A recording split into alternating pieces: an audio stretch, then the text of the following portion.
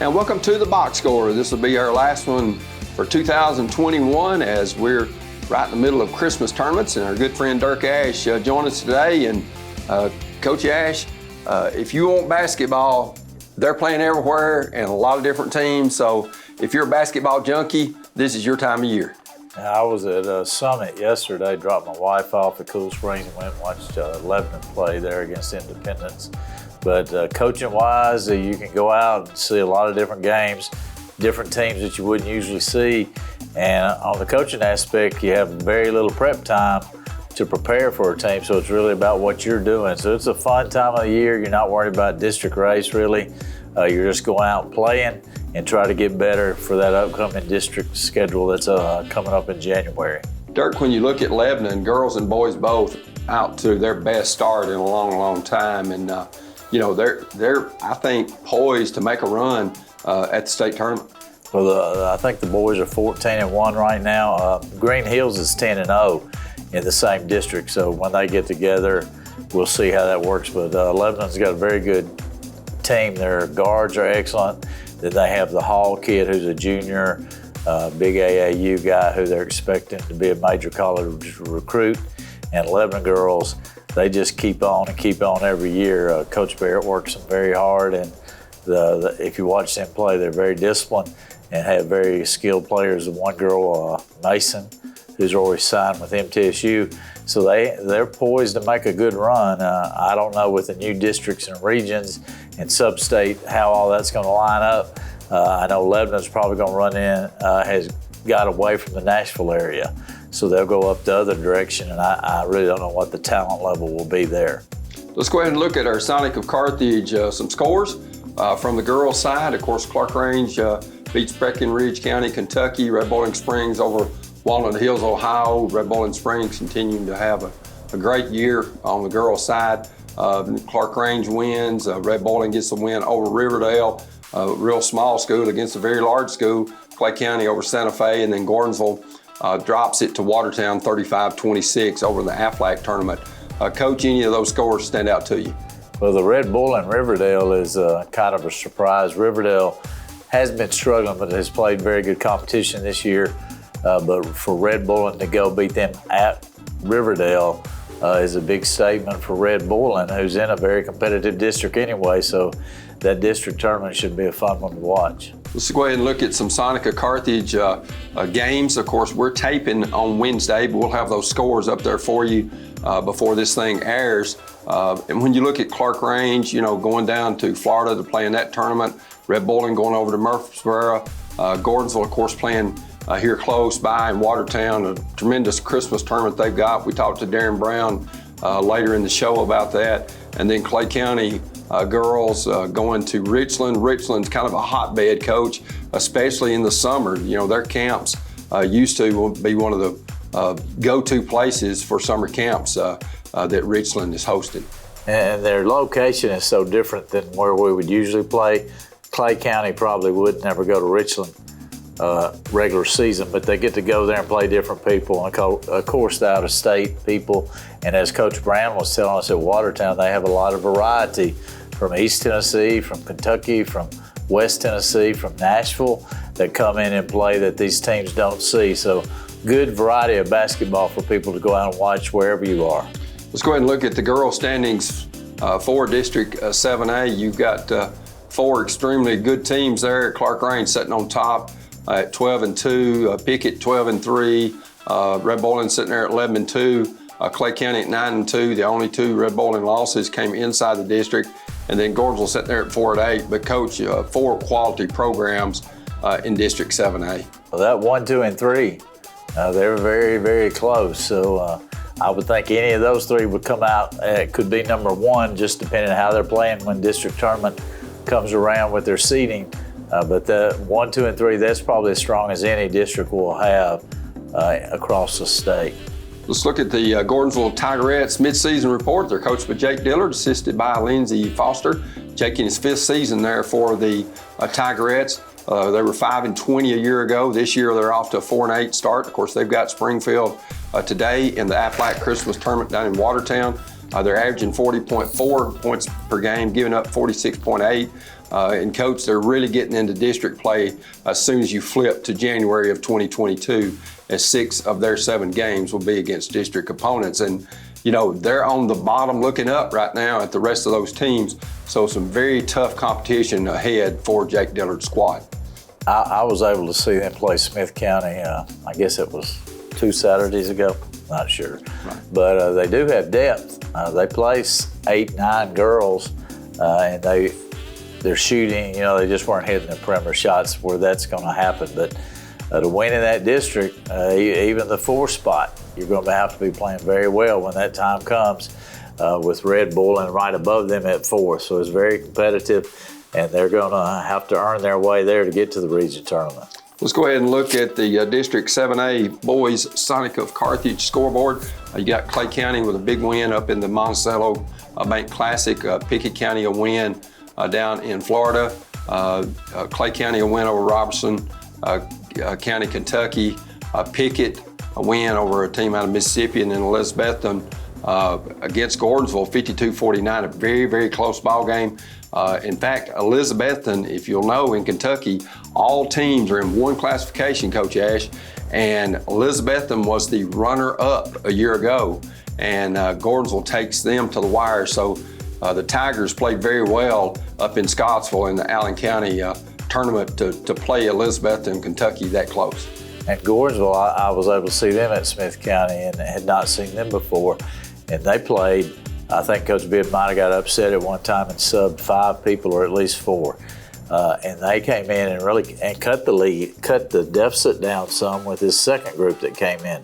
So they have some depth, but again, that district is so strong in boys also. You're going to have to be very good to compete in that district. More district scores, Sonic of Carthage sponsoring that.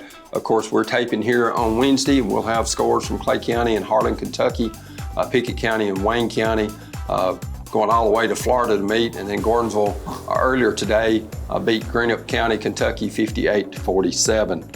Let's go ahead and look at the boys standings. Pickett County sitting there at 10-3. They were a Final Four team in Class A year ago. And Joseph Amonette, outstanding player at Pickett County, All-State. I think it was even Mr. Basketball, and then went on to play at Wake Forest. Clay County sitting there at 7-3. Clay County's played a very, very tough schedule. Gordonsville sitting there at 8-5, and then the bottom 2 in that district, Clark Range and Red Bull, and both have struggled this year. Coach, when you look at the Gordonsville Tigers and kind of their midseason report as we're getting ready to head, Greg Bibbs, the head coach there in his 3rd season, was at Smith County Girls there for a season, assisted by longtime Gordonsville girls coach Butch Agee. They're off to an 8-5 start. They're averaging 59 points a game, giving up 54.2, but the meat of their district schedule is coming in January. So January is going to be key. 6 of their 7 games will be their district, so some of that scenario will be played out by the end of January for those seeds in the district tournament. We'll take a look at the scores from District 6AA when we return, as we remind you, you're watching the Box Score.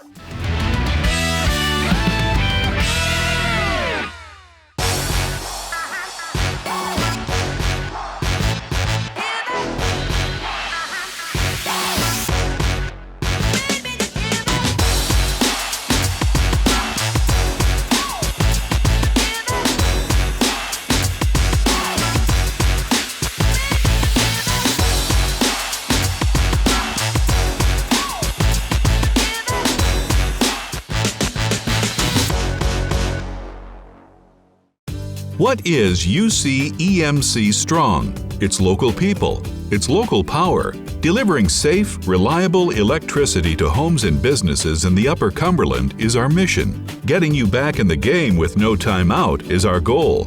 It's been a tough season. Our community has met many challenges, but we're emerging stronger than ever because we're on your team. Upper Cumberland Electric Membership Corporation. We're in this together.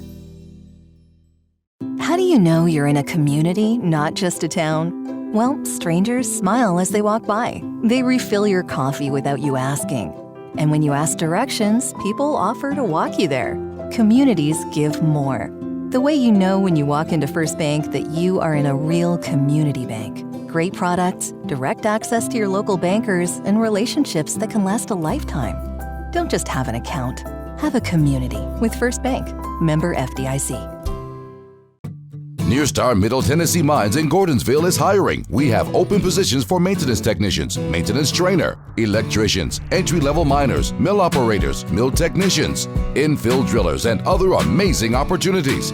We offer competitive wages, excellent benefits, PTO, holiday pay, exceptional 401k, and much more. Make the most of your future and your career. Join the excellent team at Nearstar Middle Tennessee Mines in Gordonsville. Liberty State Bank's debit MasterCards are now available with the names and mascots of our local schools printed right on the front of your card. With every non-PIN transaction, Liberty State Bank will donate 5 cents to the school system on your card.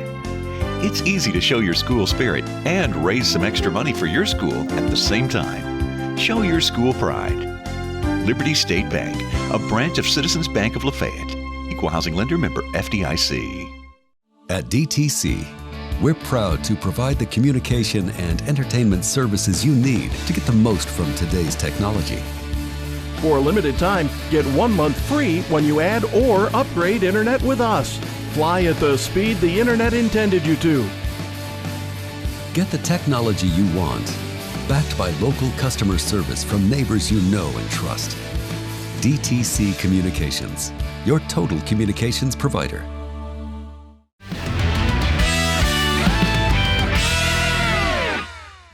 And welcome back to the Box Score. Justin Malden doing a good job for us as always, and I've got Dirk Ash alongside for a vacation, Stacey Angel, and you know Stacey's got it tough, Coach. He's in Aruba. I hope he's all right in Aruba. I saw a video on somewhere there, and they had armed guards all over the beach. It wasn't Aruba though, but I'm sure he'll take care of himself, or his wife will take care of him. That's for sure. But glad that Stacey got to go. Let's go ahead and look at the Sonica Carthage scoreboard from District 6AA on Monday. Smith County girls lose a heartbreaker, 52-50. They have a 3 and 2 offensive rebound putbacks in the final 5 seconds, but can't get any of those shots to go down and lose to the host, Somerset, Kentucky, 52-50. Cannon County, a win over Darian County, Kentucky. Watertown wins over Gordonville at the Aflac Christmas tournament down at Watertown High School. And then Corbin County, Kentucky, a big second half that broke up in a close game, beat Smith County 60-40.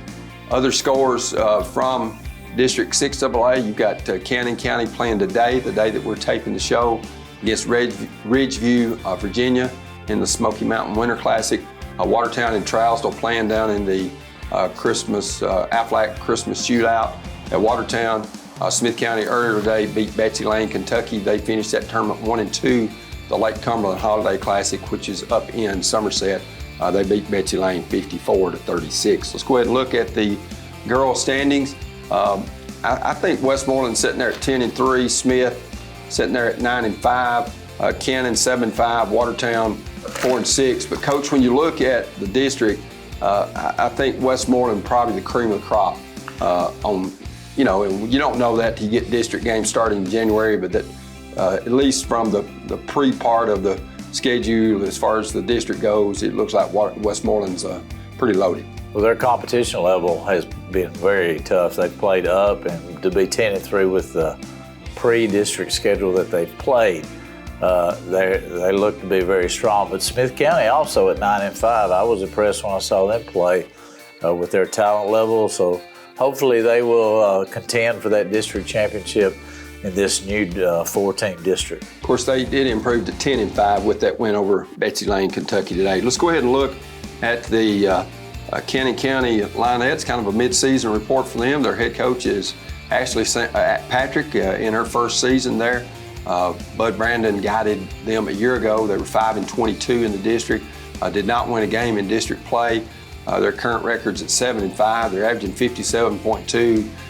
They're giving up 48.3. And Coach, it seems like this first-year head coach has got people excited about Lionette basketball. I think they were very young last year under Coach Brandon, and he was excited about the youth and how they were playing. And then, of course, getting out of AAA, that's a blessing for district anyway. Right. I think they'll hit them again in the region. Let's go ahead and look at the Smith County Lady Owls. Todd Hess in his third season, 9-15 a year ago, 2-12 in the district. Of course, I think the Lady Owls' only 2 district wins came against Cannon County. Their current record sits now at 10-5. They're averaging 52. They're giving up 44. They had a 9-game winning streak snapped with that first loss to Somerset, Kentucky, 52-50 in the Lake Cumberland Classic. And now they start district play, Coach, on January 7th at Cannon, but they've got Monterey, a team that they struggled with at least one time on that night before on January the 6th. So, it's tough to play back-to-back nights, but the Lady Owls are going to have to do that and then go to Cannon County for that first district game. And every district game very critical when you've only got a 4-team district. Well, I was impressed with Smith County size. They really play with 3 big girls, and then they have a 4th that comes off the bench. So their size is going to give some people trouble in that district. Their guard play looked very solid, so I think they will contend. We'll see. That's tough going Thursday night and then again Friday with a big game at Cannon County, but that happens in scheduling for whatever reason. Let's go ahead and look at the Watertown Lady Tigers mid-season report. Jeff Keller, the head coach. Of course, the assistant coach, Darren Brown, the principal at Watertown. They were 18-10 a year ago under Paige McKinney, currently at 4-6. Struggling scoring, averaging only 35. But Coach, when you look, they're only giving up 38 a game. And I think with Coach Keller getting the job so late, I think the best basketball for the Lady Purple Tigers is ahead of them, maybe once that calendar flips to 2022. Well, 38 points per game is a good defensive note to have. If they're already there, you only think their defense is going to continue to improve as the season goes on. So hopefully their offensive production will get better and they can get that 35.1 up. The District 6AA boys scores, Sonica Carthage bring us that. Wolfe County, Kentucky beats Smith County in overtime, 56-49 up in the Lake Cumberland Holiday Classic. Then you've got Gallatin over Cannon County. Smith County rebounds the next day, gets a 63-57 win over Cincinnati, Aiken, Ohio in 2 overtimes. At the end of regulation, the Owls shoot an air ball. They were down by 3. They shot a 3 and airballed it, but Johnny on the spot, Peyton Hicks, picks it up, gets the offensive rebound, gets fouled, gets a 2+1 opportunity, makes the free throw, and puts the game into overtime, tied at 47. And then at the end of the first overtime, Peyton Hicks, the hero once again, his team down 55-52. He hits a 3 at the buzzer at the end of first overtime to put the game into second overtime, where Smith County outscores the Falcons 8-2 to win that game 63-57 for Trey Sender's club. A good ball game last night down in Watertown, Trouser County. Ryan Sleeper's Jackets win 61-55, and then Greenbrier, a big win over Westmoreland. Other scores from District 6AA boys, Sonic of Carthage, those games on Wednesday. Cannon County versus Middle Tennessee Christian. Smith County is playing Somerset, probably even as we're taping this show, Watertown and Jellicoe, and we'll have those scores for you. Let's go ahead and look at the boys standings for District 6AA. Smith County sitting there, great season, 11-3. Cannon County at 5-8, Watertown 4-8, Westmoreland 2-9. But Coach, I don't think Smith County is going to run off and hide in this district. Well, right now it appears that they are playing the best basketball of the district. I'm sure the coaches in that district will make adjustments and slow tempo or try to take away what Smith County does. But Smith County is going to be problematic for those teams. They can score, their guard play is exceptional, and the sophomore Hicks is really a factor that I had no idea he was that caliber of basketball player.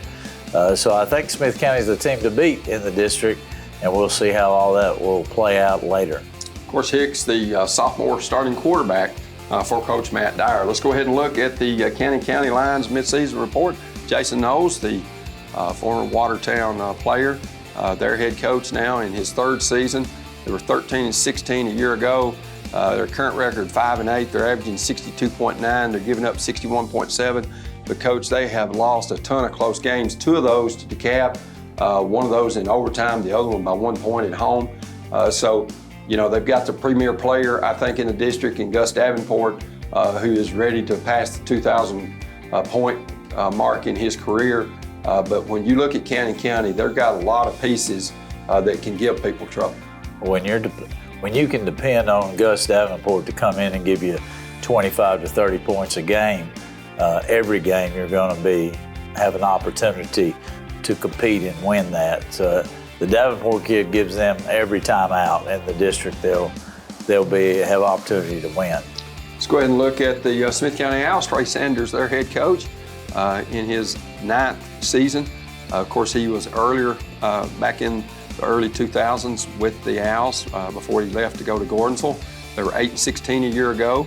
They currently sit there at 11-3. They're averaging right at 59 points a game, giving up nearly 51. Off to that great start, got off to a 10-2 start, but they've got a tough district game after they play Monterey, a team that's played them close twice. Linus Martin, their head coach, former DeKalb County coach, they play Monterey on Thursday night, January 6th, and then January 7th go to Cannon County. So, you know, the Owls are going to have to play back-to-back nights, and they're going to play some tough basketball. And they're very young. If I'm correct, they just have 1 senior That's starter. Correct. So they have kids that haven't been through the battles before, which in a way is a disadvantage, but in a way it's also positive because you would think they're only going to get better and better with the more experience and the more they play together. Let's go ahead and look at the Watertown Purple Tigers. Matt Bradshaw, their head coach, 12th season, 224 wins there at Watertown. Looking at 18-10 a year ago, 8-6. They finished, I think, 4th, if I remember right. They're currently at 4-6. Have struggled at times scoring this year. They're averaging just under 49 a game, giving up 53. But Coach Bradshaw, Coach Ash, is a grizzled veteran, 354 total wins between Friendship and Watertown. And I guarantee you his Purple Tiger team will be playing their best basketball come January of 2022. Well, he's very much a defensive coach, and I think that strong defense will probably eventually get them up to 2nd in the district by the seed time, or maybe 1st. But I would count on them to be right there when the championship is played. We're going to take a look at the scores from District 7 AAA when we return. We remind you, you're watching The Box Score.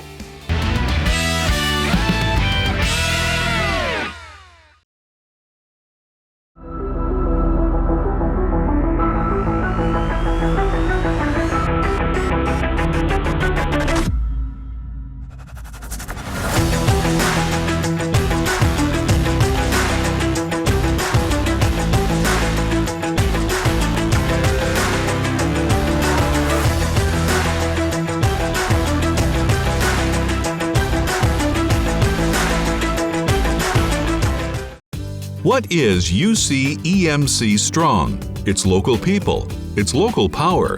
Delivering safe, reliable electricity to homes and businesses in the Upper Cumberland is our mission. Getting you back in the game with no time out is our goal. It's been a tough season. Our community has met many challenges, but we're emerging stronger than ever because we're on your team. Upper Cumberland Electric Membership Corporation. We're in this together. How do you know you're in a community, not just a town? Well, strangers smile as they walk by. They refill your coffee without you asking. And when you ask directions, people offer to walk you there. Communities give more.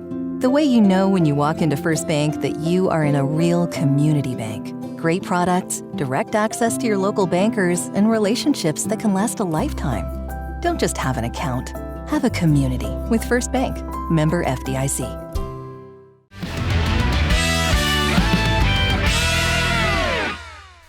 And welcome back to the Box Score as Dirk Ash along with Terry Collins, and we've got a look at some Sonica Carthage District 7 AA girls scoreboard. Of course, a lot of these games played all over the United States. You've got White County out in Arizona playing in the Cactus Jam. They get the win over Sunny Slope. You got the Cab girls going to overtime, beating Community. down at the Watertown Aflac tournament. You got Livingston a win over New Hope, Alabama, over North Carolina. You've got Macon County gets the win over East Robertson girls.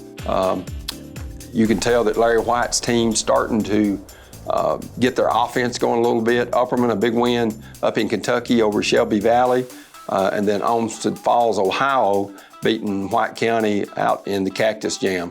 Let's go ahead and look at some more scores, and those we'll have posted for you. Of course, we're taping today. Those scores are not available as of yet. They're playing actually all day long. Cumberland County playing down in Florida at the Tampa Bay Christmas Invitational. Livingston playing over in Carolina, as we said, against Somerville. South Carolina, Macon County playing against Greenbrier, Upland against Oak Ridge, White County against Prestonwood Christian, and then you got DeKalb County versus Gallatin down the Aflac tournament. Coach, looks like some pretty good matchups. That Upperman Oak Ridge should be a good one. It's all over the United States, as you said, too, where Tennessee basketball is being represented. Upperman's played a very tough schedule and continues to compete and win those games. So I don't see a drop-off for Upperman from last year, but their district also is very tough. So they're getting prepared for the wars of that district. Let's go ahead and look at the girls' standings for District 7 AAA. And Dirk, we've talked about this before, a very, very tough district. You look at the people that White County has played. Of course, they've already got a win over Upperman girls, which is their only loss. White County sitting there at 11-3, Livingston and Upperman both at 11-1. Those three teams, I think, are the cream of the crop in District 7 AAA. It's good to see Livingston back where they used to be. I think they might have had 2 or 3 years where they weren't at the caliber they wanted to be, but it looks like now White County, Livingston, and Upperman will be competing for those top seeds. When you look at DeKalb, Cumberland County, Stone Memorial, I don't think there's a lot of difference in those three teams, Coach, in the middle part of that district. And Stone Memorial, I think, is coming off a state tournament. Appearance. 2 in a row, I think, that they made it to the state tournament. So they may have lost a lot of seniors, but that's still a very strong program there. Macon County, of course, sitting there at 2-11, and you know Larry White, as he's playing 5 freshmen this year, got a very, very young team. He's going to take his lumps kind of this year, but down the road, that'll pay dividends. Well, I know the girls that graduated the last 2 years had played since they're freshmen, so I'm sure his talent level may not be there in the upper class. When you have that strong upper class, a lot of times there aren't juniors and sophomores behind it. So playing all freshmen, they're only going to get better and better and better and get Macon County back to where they're used to be. We're going to look at the DeKalb County kind of mid-season report. Danny Fish in his 6th season. They were 10-15 a year ago. Of course, they lost to Smith County in Smithville to end their season a year ago in the district tournament. Their current record is 8-5. They're averaging 51.7, giving up a 51.9. Coach, they've been in a lot of close ball games. It looks like they're going to be very competitive in that district, and then they have the Farrell girl who has signed with Bryan College. So they'll be there. It's just a very strong district. She's a very, very dynamic player. Now let's go ahead and look at the Sonic of Carthage district scoreboard. You've got Siegel and DeKalb 50-39, and you know that's an 11-point loss. But with the quality of program that Siegel always puts out, I think that's a pretty good job, John Sanders, Logan Vance, and Seth Hackett to keep that game that close. Unlike what DeKalb will usually play night in, night out, Siegel came in with 5 athletes, I'm sure, and are big, so that to play them competitively that way will prepare them and help strengthen them as they get into their district. Livingston a win over Mount Juliet, York a win over Macon County in the Allen County Christmas Classic. In fact, Gordonville, with their win today, will be playing Macon County tomorrow to wind that tournament up. Stone Memorial, big win over Sequoia, Jefferson County over Upman, and then Knox Central Kentucky beats White County boys down in Florida. Coach, when you look at these scores, it shows you the diversity, but it shows you that coaches are not afraid to play quality programs. I think it only really shows you your weaknesses, and that's what they're trying to find at this time before they get into the district schedule, what they need to improve in, what teams do to them that hurt, so they can adjust and be ready for that. And they're not scared of competition, any of the teams in this district. Let's go ahead and look at some more Sonica Carthage scores. Of course, these are the Wednesday games, which will have the scores for you. DeKalb County versus Community over here in the Aflac Christmas Tournament in Watertown, and then Livingston and Trousdale. Ryan Sleeper trying to get his team revved up. He's got his football players back now. They play down in Watertown, and then White County plays Bell County, Kentucky. Now let's go ahead and look at the boys standings. A very competitive district. Coach, I still think White County is the cream of the crop, but I think there's some teams, even from Upperman on up to Livingston in that 2 through 6 slot that can challenge White County. Coach Mitchell at White County, they've been consistently excellent for years. So that program is well known and established. Livingston has been there before, so they're good. At DeKalb, I think has gotten better each year that Coach Sanders has been there, and I think they're pretty senior heavy this year. So those three, I think, will be the cream of that crop. Let's go ahead and look at, speaking of DeKalb County and John Sanders in his 4th season. Of course, he was at Smith County and then left there and went down to, I believe it was Oakland, as an assistant there before coming back to DeKalb. Their record last year was 10-14. Of course, they lost to Smith County in the district tournament that they hosted. I think that wound up being on Sunday because of inclement weather. They played back-to-back with the girls. Their current record is 7-5. They're averaging 59, giving up nearly 57. But when you look at John Sanders and his team, they're always going to play with a lot of passion, a lot of pride, and they're going to give some teams fits. They've got some good height. They've got some good shooters. I think John Sanders could be the dark horse in that district. Well, Coach Sanders has been exposed to very good coaching. I'm sure his philosophies, of course, he got it from his dad some, and then he was with Troy Bond at Oakland for 2 years, and Troy does a lot of different things with his offenses and defenses. So, and then I know he's a Duke guy, so he's got a variety of his philosophy, and in his 4th year, those guys have bought into it and been there, so the experience should help. As we'll have Watertown principal and the girls assistant coach, Darren Brown, for an interview. We're going to talk about the Watertown Aflac Christmas Tournament when we return, as this is our last show of 2021, and you're watching The Box Score. Near Star Middle Tennessee Mines in Gordonville is hiring. We have open positions for maintenance technicians, maintenance trainer, electricians, entry-level miners, mill operators, mill technicians, infill drillers, and other amazing opportunities. We offer competitive wages, excellent benefits, PTO, holiday pay, exceptional 401k, and much more. Make the most of your future and your career. Join the excellent team at Near Star Middle Tennessee Mines in Gordonsville. With Liberty State Bank's Card Cash program, you can earn cash back every time you use your Liberty State Bank debit card. Make your dollars stretch further with Card Cash from Liberty State Bank. Card Cash is absolutely free to sign up for, so stop by Liberty State Bank today for details. Terms and conditions apply. Liberty State Bank, a branch of Citizens Bank of Lafayette. Equal housing lender, member FDIC. So, go check it out. Deterring crime. It's the first job of a home security system from DTC Security. For just $49.99, get a system with a touch keypad, 3 window or door sensors, motion detector, key fob, and standard installation. Let us help protect your home. So? A lot of nice stuff and an alarm. Don't delay. Call DTC Security now or visit us online.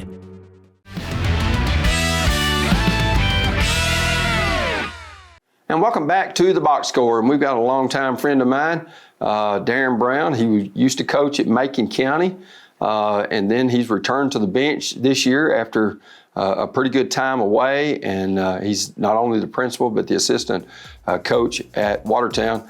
Coach Brown, the reason we've got you on, we're going to talk about your big tournaments going on this week, the Aflac Christmas Tournament. And Coach, you've got 3 different venues that you're playing at, the Watertown main gym, the auxiliary gym, which is behind that, and then the old high school, which is the Watertown Junior High.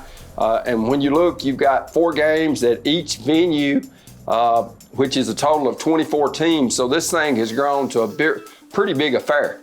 It really has, Terry, and it's been a neat situation, neat atmosphere for our community and our school. You know, and we're very blessed. We got a great setup. I mean, you've got 3 nice gyms right here within 2 blocks of each other. So, you know, if you're just a basketball fan and just enjoy watching basketball, you know, you have a lot of choices to come and choose from and just spend the afternoon watching basketball games. So, you know, if you're a basketball fan, it's a pretty neat situation to have this many teams right here within 2 blocks of each other to go and watch. Do y'all rotate teams so everybody plays in each venue? Yeah, they mix it up. Yeah, they do. Sometimes you got some people at the middle school and some at the high school and vice versa. Just kind of rotate it around so that you kind of play at different places. But like I said, I think the biggest thing is a lot of people have told us that enjoy coming here is just the fact that you get to play in 3 nice gyms. You know, so many times we all know you go to Christmas tournaments, sometimes you may get thrown in a Cracker Jack box. You know, but you get to come play in 3 nice gyms and 3 nice atmospheres. And like I said, again, everything's right here close together. Coach Brown, I know it's a lot of work on you and your staff to man all these venues, to have them clean. You know, a lot of things you have to do. Talk about maybe getting ready for the tournament, exactly what you have to do. Well, you know, you don't do this without a lot of people's help and a lot of people that behind the scenes are doing a lot of work that, you know, doesn't get recognized, you know, but they're that selfless to just go and do what needs to be done. You know, Coach Bradshaw, he does a phenomenal job of getting it set up and ready and doing all the behind-the-scenes stuff of running this thing and organizing and planning. You know, the amount of hours he spends just getting this thing planned and ready. And then, again, just using our parents and our kids. And it's just, you know, it's a team effort. It's a family effort. And, you know, we have all hands on deck, whether it's the players, you know, the family members, their parents.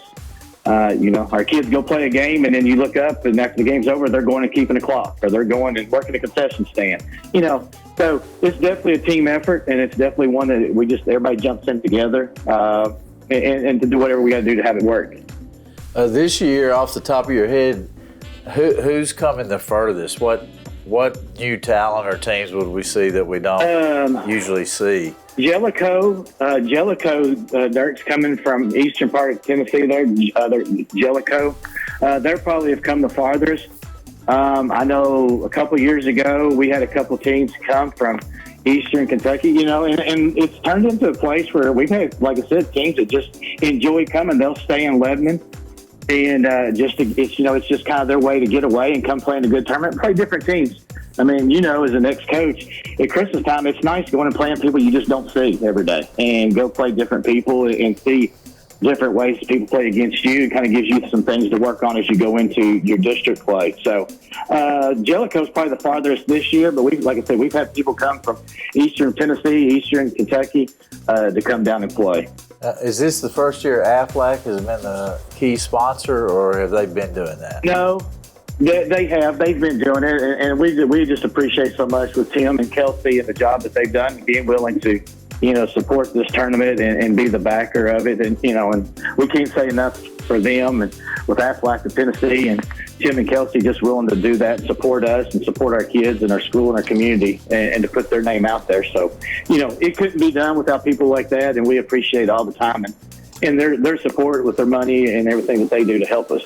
Darren, when you look at the tournament, and I hesitate to call it a tournament, I guess it's more like a classic because you're guaranteed 3 games and you know who you're going to play on each day. But when you look, you know, you've got Pearl Cone, you've got Moore County, Hillwood, you know, Livingston. You've got a lot of quality teams from all over the mid-state that are coming here to play in your tournament. Of course, you've got some that you have to house overnight, but a lot of them, you know, it's just a good drive for them to come up here and get to play in a tournament, like you said, with this many different teams. Well, it is, and and like you said, Terry, when you start looking at where everybody's coming from, look, so we've got a lot of multiple teams out in Nashville, Springfield, all the way over there in Ross County's coming.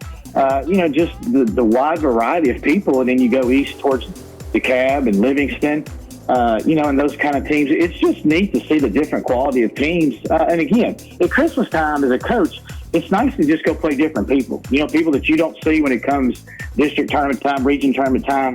The people that you play every year on your schedule. It's neat to just get to go have your kids see a different look. And it also helps you as a coach to see things because they may do something that nobody else does against you. It helps you, gives you some ideas and things to work on. So it's just neat to see different programs come in there. Last night I sat over there and I was watching White House and community play. How often do those two teams get to play each other? But yet, it was a heck of a game. I think it ended up being about a 3-point game. But just a phenomenal game that they both got to play at Christmas time that, more likely they probably never play each other. Coach, when you look at the Watertown girls, you were put in a tough situation to start the year. Coach Keller comes in and you go back to the bench for the first time, I guess, since you were at Macon County as the head boys coach there. And I know for you, being the principal and the time that you have to devote to that, not only that, but all the athletics and the different extracurricular activities, I guess your wife, Mary Beth, was really in favor of you heading back to the bench this year, right? Yes, she was super excited. But, in all seriousness, we all know as a coach, you can't, or even as a principal, you can't do this unless you've got a phenomenal spouse at home that's supportive of you and willing to come there and back you, knowing that, hey, your time's going to be limited at home. Like you said, like yesterday, I got here at about 7:45 yesterday morning, and I got home at 10 o'clock last night. You can't do those things unless you've got a very supportive wife and a spouse that understands the time constraints and is able to handle that and do that. And my kids, and I appreciate them. So it is difficult. But, Terry, it's been 14 years since I've coached. And to be back, I'll never forget my first game this year. We're playing. And Mary Beth says that after the game's over, that my son, who is a 7th grader, was just in awe. Hey, Mommy, Daddy knows how to coach basketball. But he had never seen me coach before. And, it's something you don't think about. But I'd been in administration now for the last 14 years, and he's 13 years old, so he had never seen me coach. So he was just sitting, my wife said he was sitting there the whole ball game just, well, look, Daddy did this, well, look, Daddy. And so, to have those experiences that, you just don't think about, you take for granted with your kids. But to have him sitting there talking about, well, Daddy coaches, he knows basketball. So, it's been very busy and, not a lot of sleep and not home a lot. But there's things like that kind of make it neat as a dad, too, though. Darren, how special is it to have your daughter that was on the tennis and volleyball team, for you to be there at school with her and kind of live the dream of seeing her not only in practice but in games? Some parents don't get that opportunity, but you have that opportunity with her, and I know that's a pretty special bond. It really is, Terry. Morgan and I, she's a senior this year, and we've been very blessed. We're very close. She's had an exceptional high school career. That's what I told her the other day. I said, honey, there's something to think about here. How many people can look up and say they've been a part of going to the state tournament volleyball 3 years out of your 4, and the other year you went to sub-state, and you've been to state tournament every year as a tennis player. I said, so there's not a lot of people that can say they've been able to be a part of the things you've been a part of. And as a dad, to be able to sit there and see that and watch that and experience that with her, I'll be honest with you. This year's senior night for volleyball was tough. I said, all these years, and this is 27 years I've been in education, and I've been a lot of senior nights. But to go be this year standing out there walking down the floor knowing, hey, I'm standing out there as a parent with your daughter, I won't lie, it was pretty tough to look over and know, hey, this one's a little bit different because now you're standing there with your own daughter. Coach, it's got to be good for you, though. You've got that 7th grade boy now. After that, the empty nest syndrome might kick in, but I know that you're going to enjoy the ride with him regardless of what he does. Well, it is, and as of right now, he plays baseball and basketball, and getting to experience that, it's you go run and watch a middle school baseball or basketball game at 4 or 5 o'clock in the afternoon, and then you head, and a lot of times he'll go with me and we'll head back to watch a baseball game, at 7 o'clock that night. I said, so it's neat to have those experiences, and as a dad, and I know Dirk knows that too, you cherish those moments because you know how fast they're fleeting and how soon they're off and gone. And I know Dirk had the same thing with John Austin. And, so you do try to enjoy those moments with him and knowing that, he's a 7th grader, so I won't have many more years with him. But it is enjoyable to go watch a middle school baseball game and then jump in the truck and run over and watch Coach Purvis and the baseball team, at 7 o'clock. And so that has been fun. Well, Darren Brown's been our guest, the principal of Watertown High School.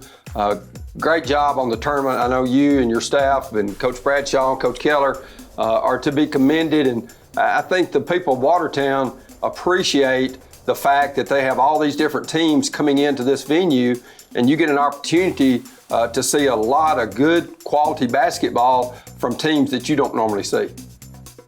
Well, you do. And I know we have a lot of community members that talk about that. They literally get there at 3 o'clock and you look up and they're still sitting in the same spot at the top of the gym up against the wall watching the last game of the night. And they're just some good old diehards that just enjoy watching sports and watching high school sports. And so, that's what they've talked about so many times, that how nice it is. They don't have to go anywhere. They can just sit here and drive into town, and sit here all night long and watch ball games. So it's a great thing for our community. It brings a lot of people into our community, and it is. And it's something that hopefully we showcase our schools and what kind of schools that we have and the kind of kids that we have too. And, and I just also want to say, Terry, so much too to, Ryan Hill, my athletic director and assistant principal, but he is absolutely phenomenal and critical. Again, a person that just works behind the scenes and is just always there to do whatever you ask of him. And just another one of those people that just behind the scenes nobody knows about, but he's always there right beside you getting things done. And I couldn't do it without Ryan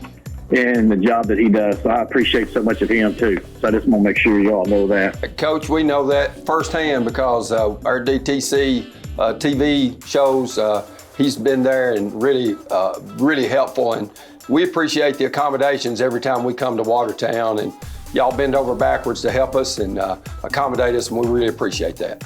Well, Terry, I just appreciate you, Dirk, and all that you all do for high school sports, because I tell you what, people can say what they want, but it's neat for a kid to be able to see themselves on TV on Tuesday night or Friday night basketball games, or Friday night football games. People don't understand as a 16, 17, 18-year-old kid how neat that is to see themselves on TV. So I just appreciate everything you all do for high school sports.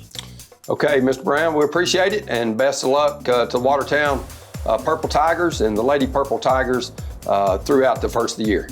And we appreciate Coach Darren Brown, the principal at Watertown High School, talking about that Aflac Christmas tournament.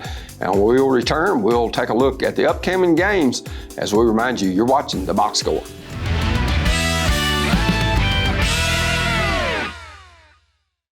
If you're a commercial driver looking for a company to call home, Huff and Puff Trucking is the company for you. Our employees are professional and dedicated individuals that take pride in what they do. We offer an outstanding pay package with a dispatch structure that maximizes your home time.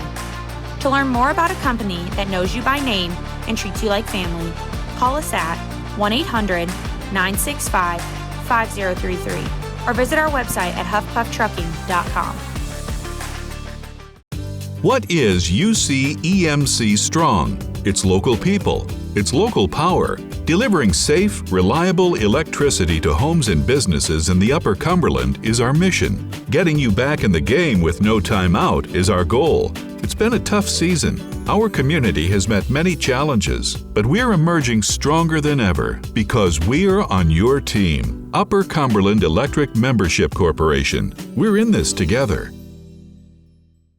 How do you know you're in a community, not just a town? Well, strangers smile as they walk by. They refill your coffee without you asking. And when you ask directions, people offer to walk you there. Communities give more.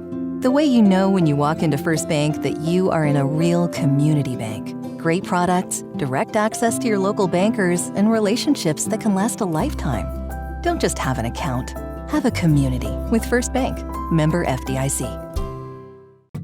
Near Star Middle Tennessee Mines in Gordonville is hiring. We have open positions for maintenance technicians, maintenance trainer, electricians, entry-level miners, mill operators, mill technicians, infill drillers, and other amazing opportunities. We offer competitive wages, excellent benefits, PTO, holiday pay, exceptional 401k, and much more. Make the most of your future and your career. Join the excellent team at Near Star Middle Tennessee Mines in Gordonsville. Liberty State Bank's debit MasterCards are now available with the names and mascots of our local schools printed right on the front of your card. With every non-PIN transaction, Liberty State Bank will donate 5 cents to the school system on your card. It's easy to show your school spirit and raise some extra money for your school at the same time. Show your school pride. Liberty State Bank, a branch of Citizens Bank of Lafayette. Equal housing lender, member FDIC. Here's normal internet speed. Here's the gig difference. Average speed, gig. Not enough speed, gig speed. With gig internet from DTC, everything's different. Video streaming is a breeze. Music and photos fly. And gaming gets real. With no data limits. That's the gig difference. Call or visit DTC online and get your gig today.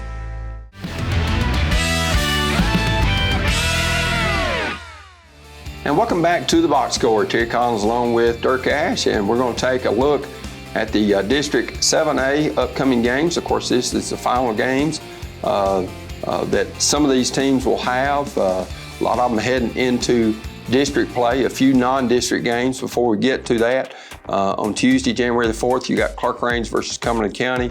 You got Gordonville in a district game against Red Boiling Springs, and then Pickett County going to its close rival, Clinton County, Kentucky.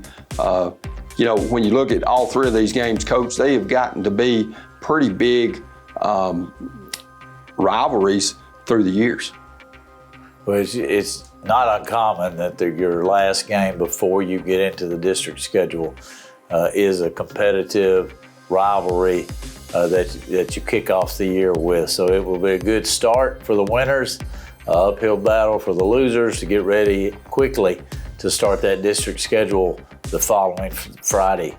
Let's go ahead and look at the District 6AA upcoming games. You've got Cannon County at Moore County, you got Watertown at Forest, so a couple of non-district games there, Coach.